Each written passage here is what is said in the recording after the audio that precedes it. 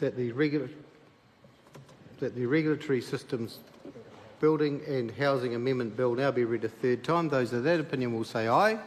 Those against no. The ayes have it. Regulatory Systems Building and Housing Amendment Bill, third reading.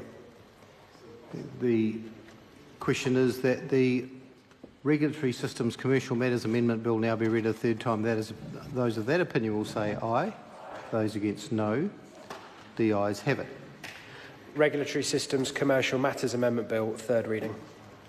Members, the question now is that the Regulatory Systems Workplace Relations Amendment Bill now be read a third time. Those of that opinion will say aye. To the contrary, no. The ayes have it. Regulatory Systems Workplace Relations Amendment Bill, third reading. I call on Government Order of the Day number 4. Taxation, Annual Rates for 2016-17, Closely Held Companies and Remedial Matters Bill, interrupted debate on third reading. Members, the last time the House was debating this matter, the Taxation Annual Rates for 2016-17 Closely Held Companies and Remedial Matters Bill, Brett Hudson was speaking. He has 9 minutes remaining to speak. Some other member may seek the call. I call Barry Coates. Tēnā koe te mangai. Tēnā koe.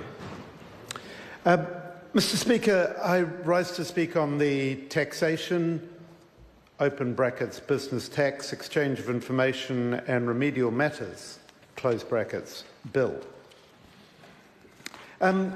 I would say that this is, to some extent, a misleading title. The remedial matters could instead be called latent inadequate remedial matters. We would like to make 3 points on this bill. It's difficult as a minority party to be in a position of saying that you have serious concerns about a bill but provide overall support, but indeed that is our position on this bill. The first point we want to make is a positive one. It's one of the reasons that we're supporting the bill. The bill contains a number of measures that will simplify tax matters, particularly for small business. This is important. It will reduce compliance for small business. For the Green Party, this is a really important issue. We want to see improved systems to reduce compliance for SMEs, and this bill contains a number of important innovations. I would like to highlight one of those. The pay-as-you-go option for paying tax will particularly support the cash flow for small business. And having worked in small business, many of you may know that cash flow is absolutely king for small business. This is a way to provide small business with a far more even cash flow requirement, a more predictable cash flow requirement, and to help their business operations. It also allows payment of provisional tax through accounting software such as Xero, and there are 16 measures in all for simplification. We support these measures, and as I said, this is one of the reasons that we provide overall support to this bill. There's a second issue that this bill is more known for.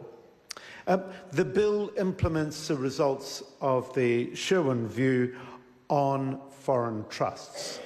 And I wanted to just refer to the background of this. The Green Party has expressed concern over many years over the provisions for foreign trusts and the degree to which they were making New Zealand complicit in aiding and abetting tax havens around the world, and New Zealand gained a reputation as being a place where money could be parked in order to avoid tax. Russell Norman from the Green Party, former co-leader, campaigned on this issue since 2011, and of course the Panama Papers brought this issue into sharp relief.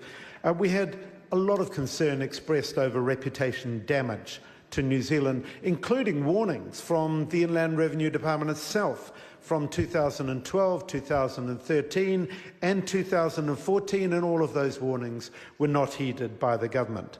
As a result, New Zealand was removed from the European Union's whitelist of countries that are a non-corrupt country, and New Zealand gained a widespread reputation as a tax haven. We recognise the role of investigative journalists and whistleblowers in releasing the information from Mossack Fonseca's files that were revealed as the Panama Papers, and then analysed those papers. We were disappointed to see New Zealand featuring strongly in the Panama Papers, and we recall that the government denied that there was ever a problem.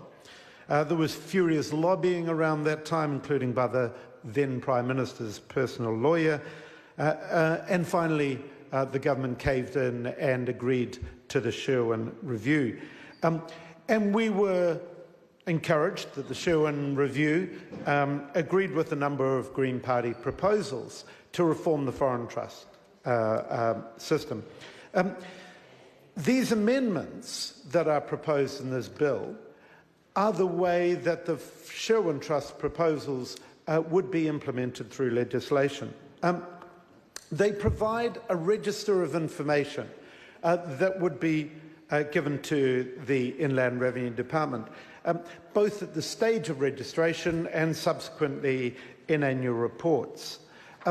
However, from the Green Party's perspective, this is not a sufficient mechanism, particularly, I would say, Mr. Speaker, because there is no mechanism for ensuring accountability as to what happens to that information. There is no oversight, no reporting of that information, no transparency.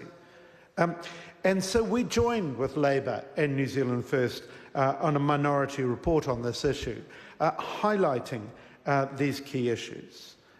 We need transparency with regard to foreign trusts.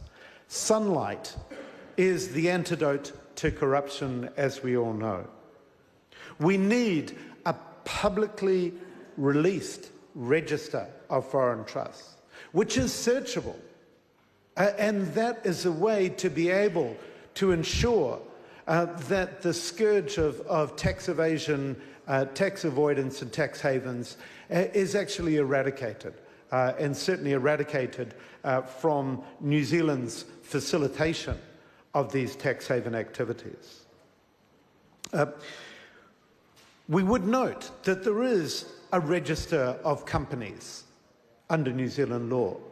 There is a register of other trusts under New Zealand law. We question why there isn't a register of foreign trusts under New Zealand law. And it appears that this is a case of the government backing off of a provision that would really add integrity back into our rather discredited system of foreign trusts. There may be exceptions to the publication of full details in the rare case where publication might cause a risk to individuals, for example, from a vindictive regime overseas. However, international experience says that while often that is cited as a reason for the existence of foreign trusts, when it's actually interrogated, this is very, very rare in terms of the rationale for foreign trusts actually being used. Far more frequent is the hiding of money from tax authorities. So we have concern expressed in our minority report over this crucial issue of foreign trusts. We also joined in the minority report with concern over the delay in phase 2 of anti-money laundering laws. And I would say it is a great pleasure that finally the second phase of anti-money laundering provisions are coming to this House, perhaps even after this debate, because if you look at the data on money laundering. A lot of the money laundering is actually being laundered through real estate and having a major effect on speculation and ramping up of house prices. We will come to those issues subsequently. And finally, I would like to note that there has been concern expressed, including by the community of accountants, over when taxpayer information may be shared with credit reporting agencies. And we note that the dollar threshold on when this might apply should be lodged in legislation rather than regulations subject to the order of council.